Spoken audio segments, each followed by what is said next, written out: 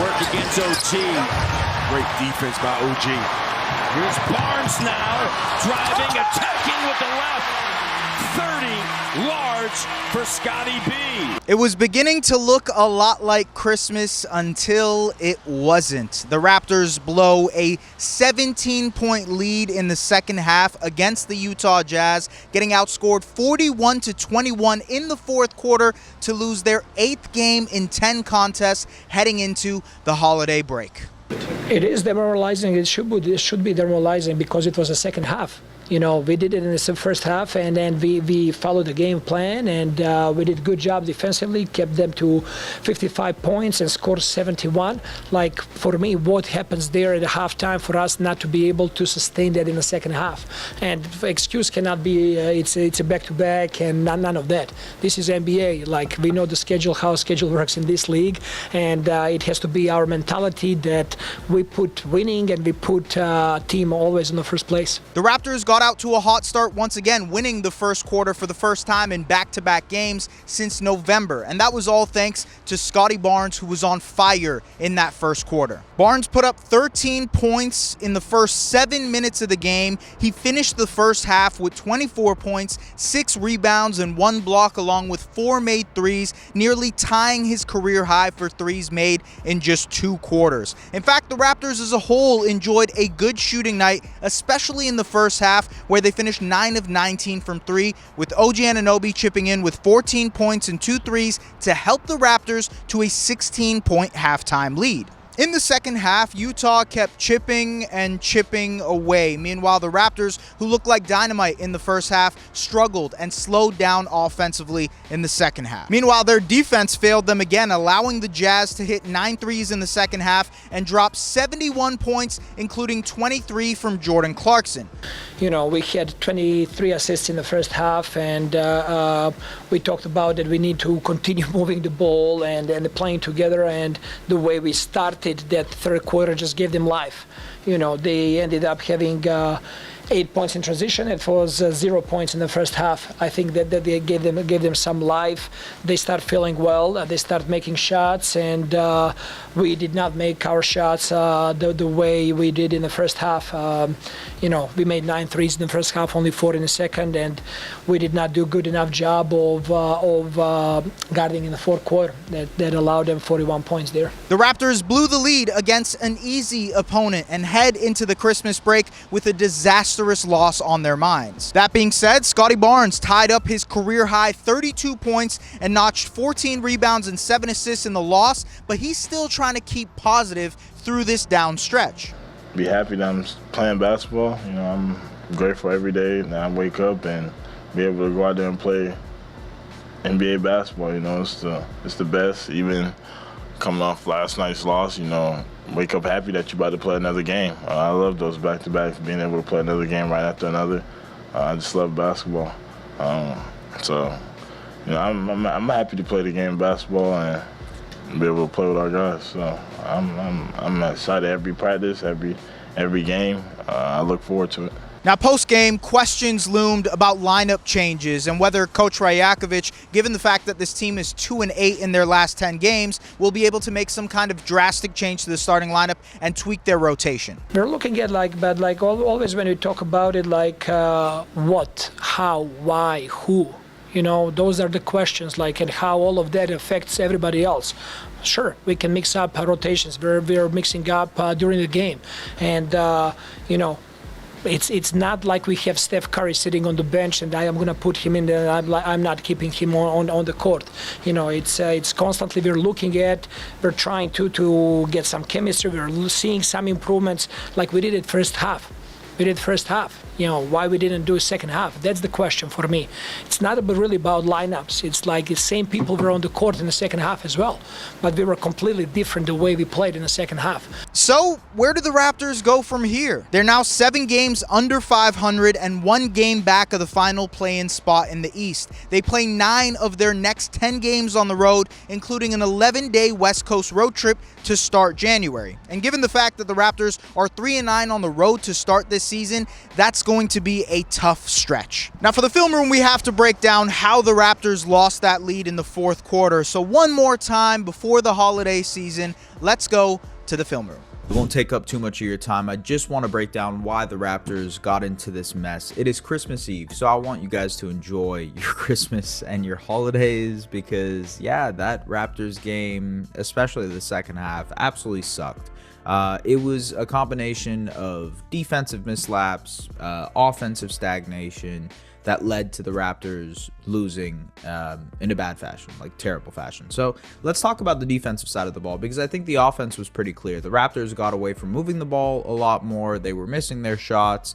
And ultimately, I thought they got really stagnant. They settled into way too many shots, especially in that fourth quarter when the Jazz were making their big run.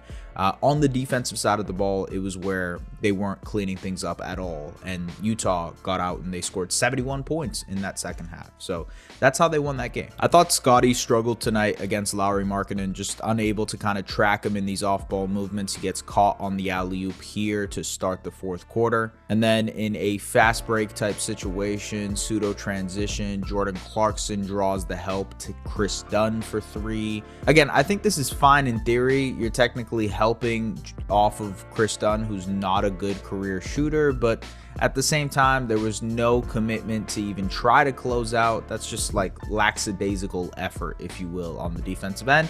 And now the lead is 8. Timeout. The Jazz are in transition, and there is miscommunication on who picks up who. That leaves Jordan Clarkson wide open in the corner. He misses the shot, but the Raptors are too slow to pick up the rebound. The Jazz get the offensive rebound, and that is Walker Kessler who makes them pay. It is now a 6-point game.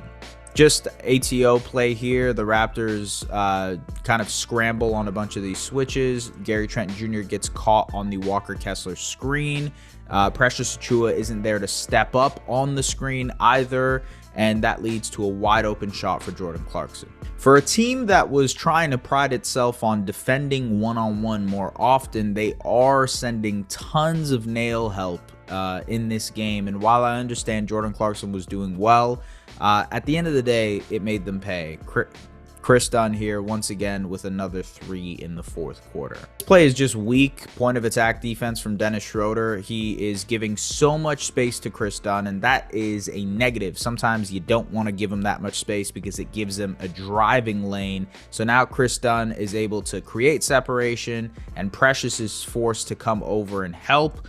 The lob is right there to Walker Kessler. Turnovers were a killer, and quick shots really led to a couple transition plays for the Jazz in this one. This play I just really don't understand from OG. Again, he's sending tons of nail help, but you gotta understand your personnel, who you're facing. Jordan Clarkson is absolutely cooking you, and so you're helping off of him and trying to double team Chris Dunn in the post.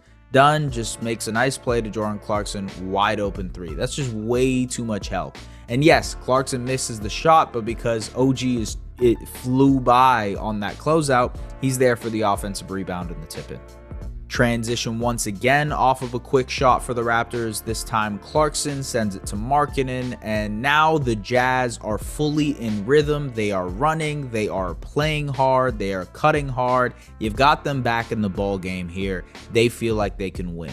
So with that being said, Lauri Markkanen one-on-one against Pascal Siakam in the post. Nice little fadeaway jump shot. Watch the weak side help with Pascal and OG in this sequence. So everybody is so focused on the cutting actions on the strong side of the ball, trying to avoid Clarkson, trying to avoid Kessler, trying to avoid Markkanen. Markkanen just loops around, and Pascal and OG fall asleep on this play, and they miscommunicate the switch. It leads to a wide open shot for Markkanen, who has been absolutely cooking up until this point. And once again in transition, they don't pick up Walker Kessler. He is wide open in the post. They find him there. That means the defense tags in and sags in. Chris Dunn and Jordan Clarkson relocates to a wide open 3. And now the Jazz are up 10 in the fourth quarter after being down 13 points to start. A 23-point swing, ladies and gentlemen. That is how the Raptors lost that game.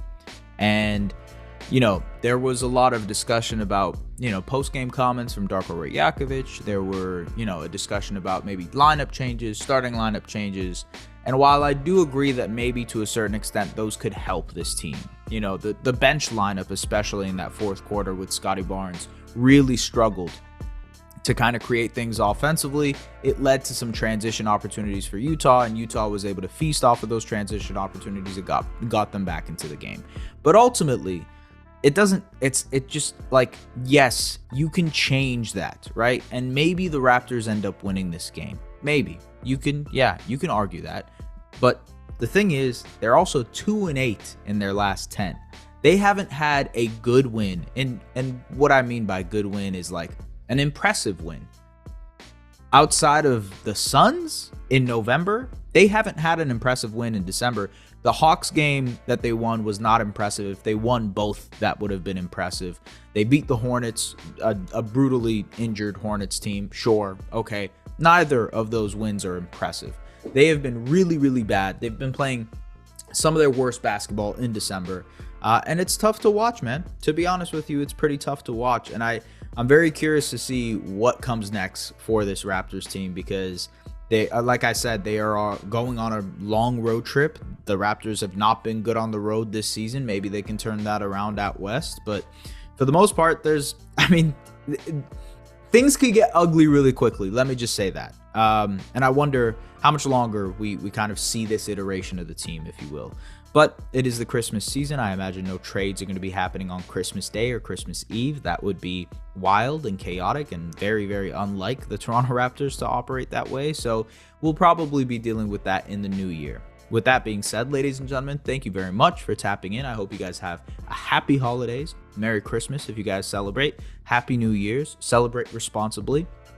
And we'll see you guys later. Thank you so much. Take care. Bye-bye.